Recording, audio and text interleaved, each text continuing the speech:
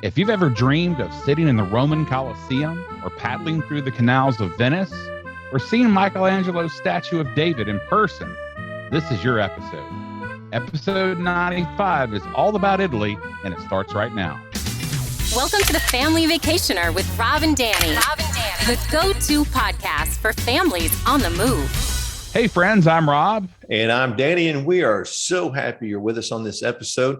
Friends, if you like the show, please tell all your family and friends about us. Now, you can also follow the show on Facebook, Instagram, and if you'd like to watch the video version of this episode, check out our YouTube channel. Now, Rob and I are rapidly approaching show number 100, and we would love to hear from you. You can leave audio for us to use on the show. Now, maybe you've been to one of these awesome cities after listening to a show, or you've learned something from one of our special guests. We want to hear from you. Just go to www.thefamilyvacationer.live/100th episode. That's 100th for 100th. Just leave us an audio comment and listen for it on episode 100. Today, we have a very special episode as we get to interview a couple about their recent trip to Italy. That's one thing to do your research and to plan a trip, but it's always great to get inside information from people who've already traveled to where you're going. Now, today we're talking to Adele and Karl Gross, who recently finished their tour of the boot of Europe. Karl, Adele, welcome to the show. Thanks, all right, Danny. thank you. Nice to be here. Yeah. We're glad you're here. So we all know there are tons of great reasons to go to Italy, but for you guys, why did you choose Italy, and what started you on this path of choosing Italy? What got you started thinking about the trip? Well, I think it started a few years ago, pre-COVID. I personally had a trip planned with a few of my girlfriends, and COVID hit, and then that was delayed. And so I've been thinking about it for a really long time. Right. Yeah, and it's just kind of a bucket list country. I always wanted to see it for the history and the culture, just to experience it. So, yeah. Karl, are you a history buff like I am and Rob is? At certain points, but you can definitely hit overload when you get over there, For sure. Time frame. But I enjoy the history, but y'all are probably more in depth to it than I am. Well, how did you put the trip together? Did you guys use a tour company, or how'd you go about it? Well, we actually did it online with a company called Trip Masters, and they develop an itinerary, and you pick and choose, cities you want to go to, and they also partner with hotels, so and help with the logistics of getting from point A to point B. Well, basically, it's if you subscribe to travelzoo.com, that's who we got it with. And then once we purchased it, it came out as Trip Masters. I think Trip Masters is their European division. Oh, okay. So when but Travelzoo had put together, like you said, an itinerary that we picked up. But even before that, Karl did a ton of research, and he downloaded and paid for Wanderlust. She has some fantastic itineraries of what to do, and that was extremely helpful as well. So we kind of combined the best of both with the cities that we were going to, and used some of the suggestions from the Wanderlust travel of where to go and what to see. And one of the best restaurants we went to was through that Wanderlust. So it was the Jewish ghetto. Yeah, it was ghetto. Yeah, amazing. So, I never had fried artichokes before, but they're fantastic. Fried artichokes. Fried artichokes from a amazing from the Jewish ghetto, and they were prepared. Everything's prepared kosher, which I'd never experienced anything like that, but it was fantastic. So Wow. It was kosher? I don't think Yeah. everything was kosher. yeah, they're Just in that restaurant? in that It was? all their meals were done kosher. Okay. Yeah. Well, shows you what I remember. That's okay. Yeah. So as you selected the city, did it give you options of things to do in those cities and you just chose what you wanted to do? Not things to do, only Okay. only the hotels. Mhm. Well, you chose the airline schedule that you wanted, the airline schedule, the hotels, and then they included the trains in between each city.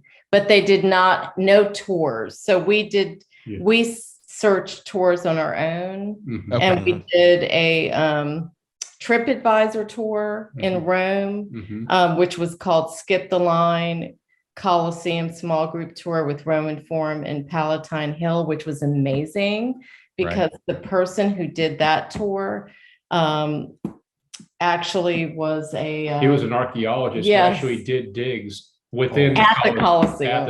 Oh, that's incredible. Man. So Yes. so his firsthand Yes. knowledge was tremendous. Yeah. He was. Yeah. It was just unreal what we learned. Yeah.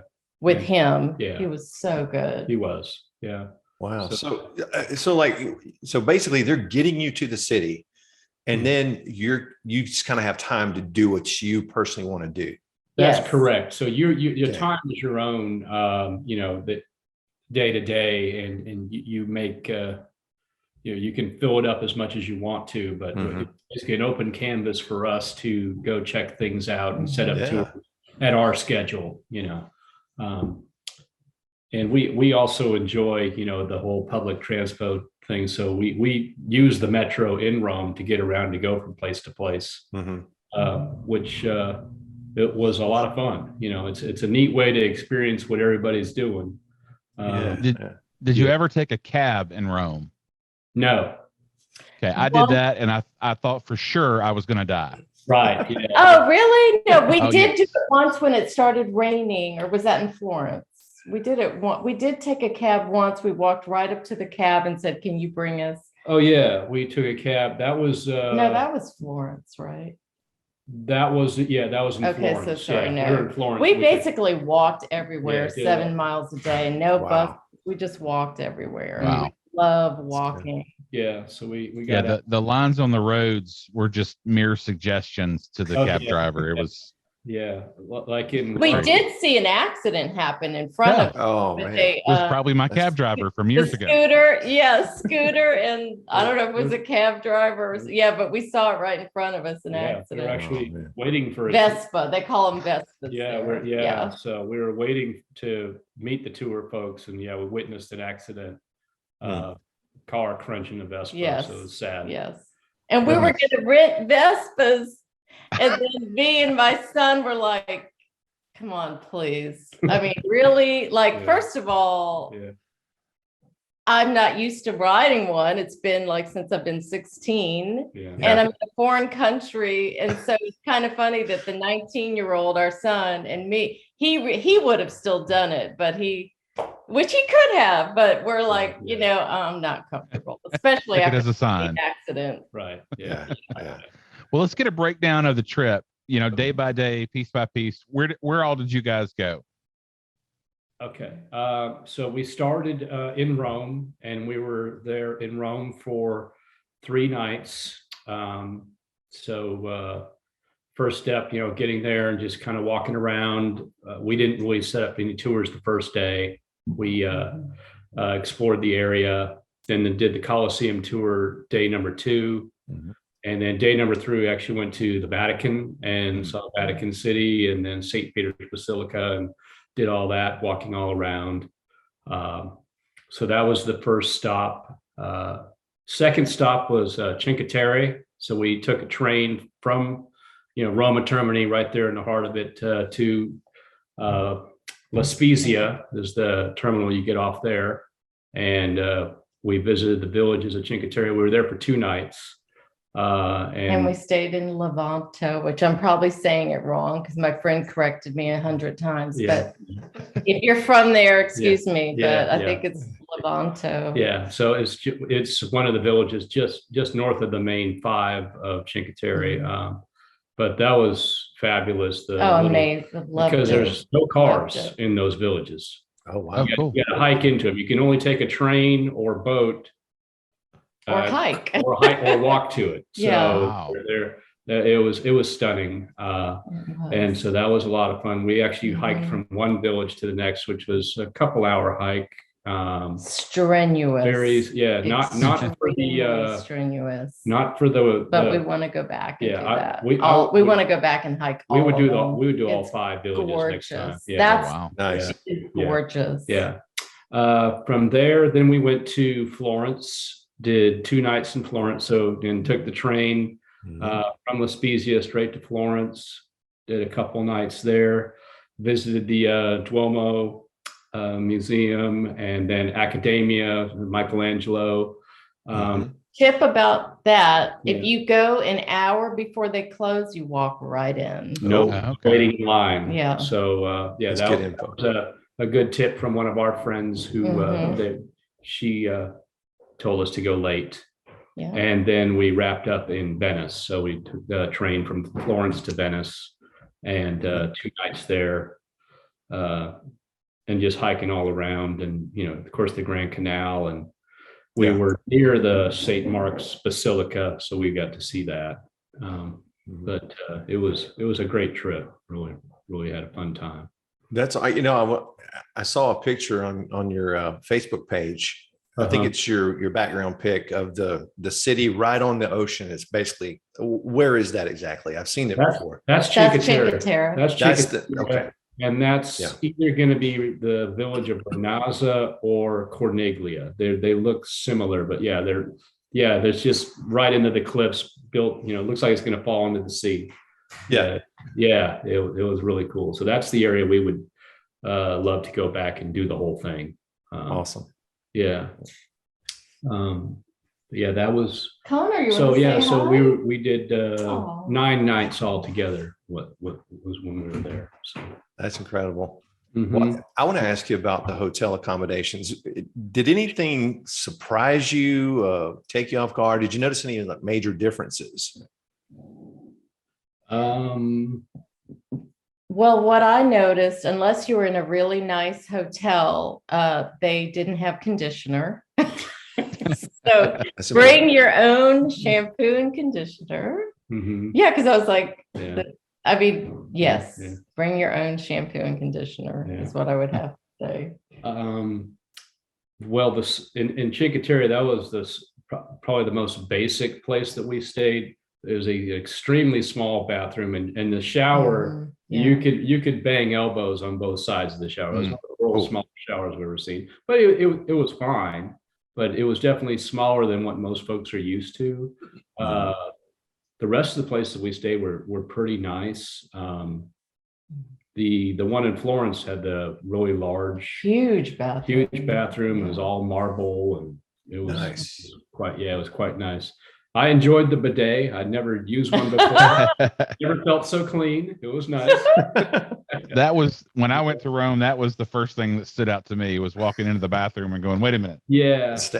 there's 2 toilets here. I don't understand what's going on." Yeah. So that was different experience. Of course, when you speak of the restrooms, we take for advantage just being able to walk into any public restroom. Over there, everything's €1 and you get in line. Oh, yeah. But it's clean, They're so I'd clean. rather pay They than are. I actually like it. They I are- think they it's a are good clean. system. But we I think. yeah.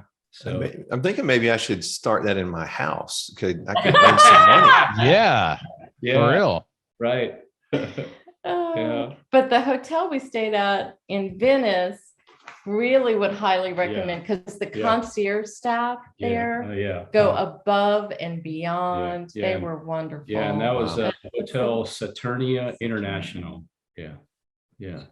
Really good. That was really good. And the place, the location in Rome that we had was terrific. 'Cause Yes, it it was. It was right outside. You got off the train, and it was a 3-minute walk, and you're right there. Oh, that's convenient. So it was. And the name yeah. of that one was. No, it's right here. That's the Palazzo Cinquecento. I'm not saying it right. Okay. Palazzo Cinquecento. But So how did you choose your hotel? One of my biggest regrets from when I went is I had never traveled internationally, so I wasn't sure, especially in Rome, yeah, what I was picking. And so we wound up staying at a Holiday Inn by the airport, which yeah, it was a nightmare. So how did you guys choose the hotels and feel confident about what you selected?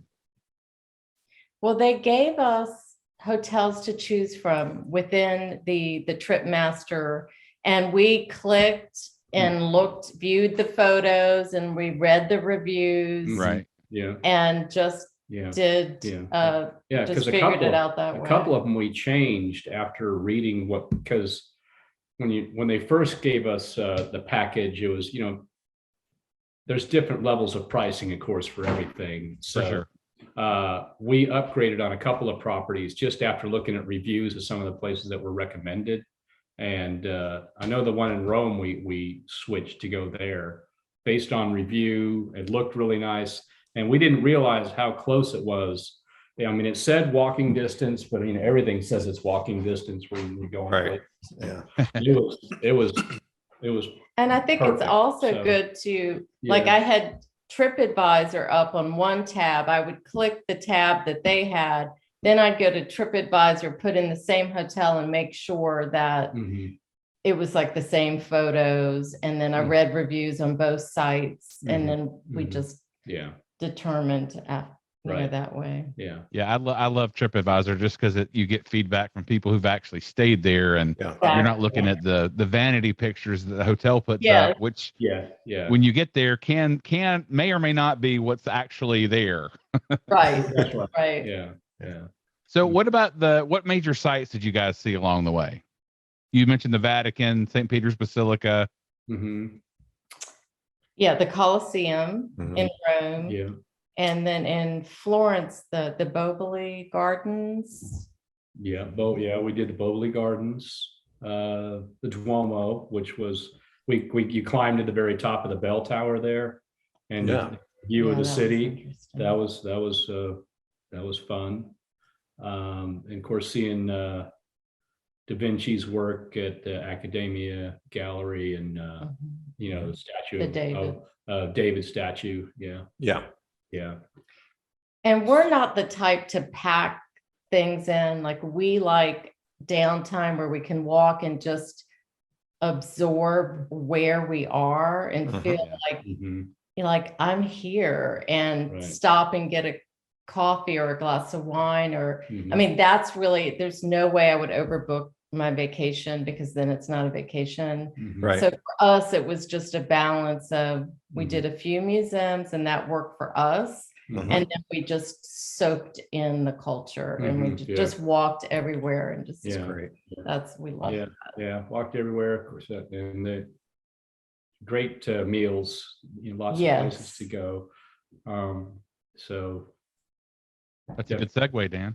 Yes, we were about to ask you about that. Rob and I always have to discuss food on every episode. We got to get in the our contracts. Yes, in the contract. So, you always hear people talk about Italian food here, and that's not authentic. The real Italian pizza, you got to try the real.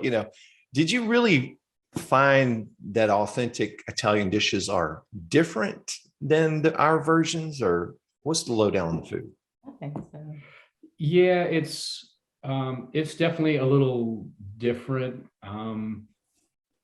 Pizza, I think it's definitely better. It's definitely a lot of fresher. A lot of the stuff they had seemed super fresh. I mean, the desserts were absolutely. I mean, we don't normally eat dessert every night, but gelato, when you're there, you kind of constant. I mean, that's part of when vacation. you're walking 7 miles a day, I actually lost weight, even though I ate everything I wanted, and then gelato like twice a day. I mean, you're gonna eat a lot of gelato, and you should eat a lot of gelato. You should. But you earn those calories. Yes. Right. But what was surprising is that is the only kind of cuisine that's there. Yeah. Pizza, pasta, and seafood and pasta. Right. And I talked to a friend that used to live there. She's like, yeah, I mean, that is the only kind of food. I mean, there's the occasional Chinese restaurant, but every single restaurant, every city is Italian. It became a bit of a family joke. You want pizza, pasta, seafood. Yeah, I mean, today, it's amazing. Don't get me wrong. It's all good.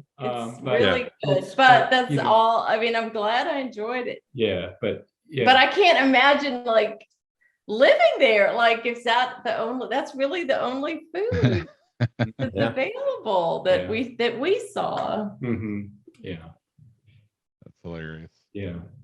So it was really interesting not to see, because we started like looking just to see. We saw a couple poke bar restaurants, but everything is Italian. Everything. Wow, that's interesting.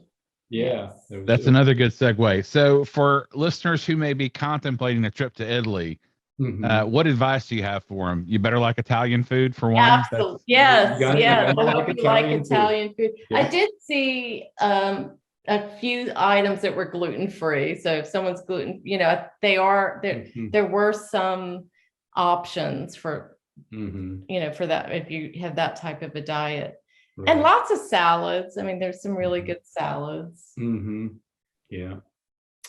So, you've mentioned a couple of websites. You definitely, I'm sure you're recommending that people do what you did and compare the pictures and the websites and the ratings and all of that. It sounds like you guys really hit a home run with that process.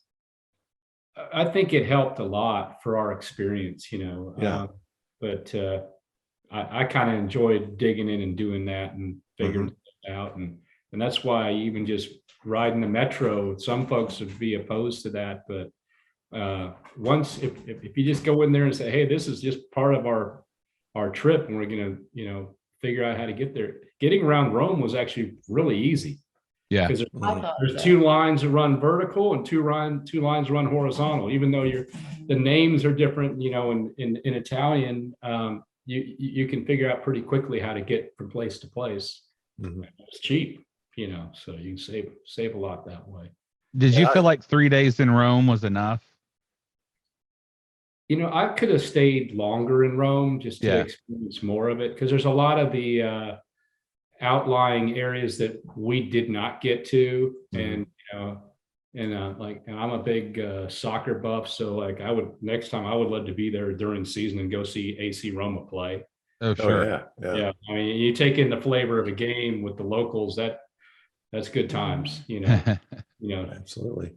Yeah. We were there for 3 days. The reason I asked, we were there for 3 days as well. And I think you mentioned being overwhelmed a little bit with all the history. There's so much in Rome specifically. Exactly. Right. It's just, you could spend months there and still not see everything you wanted to see. That's right. Yeah. But it was a lot of fun getting to experience different parts of it. Absolutely. Well, Karl and Adele, I want to thank you for coming on today. Just this has been a lot of great info for people that are thinking about going to Italy. Loved hearing about the trip. Thank you for being on. Oh, good. Thanks. Can I give one other tip? Sure. Absolutely. Super important. Now your passport has to be beyond 6 months expiration, or you won't be allowed back, or they won't let you go internationally now. So that was the first email that we received from the travel agency, is make sure that your passports are beyond 6 months expiration. Wow. That's a good tip. That is especially as backed up as the passport office is right now. So plan well ahead. Get on that quick. All right. Well, thanks so much for being on. Thank you. You're welcome. All right, thank you guys. All right. Hey everyone, if you're ready to plan your next family vacation, call my dad. He would love to help you as a certified travel agent. He never charges a fee to help you plan your vacation. Email him at rjones@starstuftravel.com. Get started planning your vacation today. And that does it for this week's show. Join us next week as I recap my family's trip to Cape Coral, Florida. We'll see you next time, friends. Thank you for listening to The Family Vacationer. Make sure and subscribe to hear more of Rob and Danny.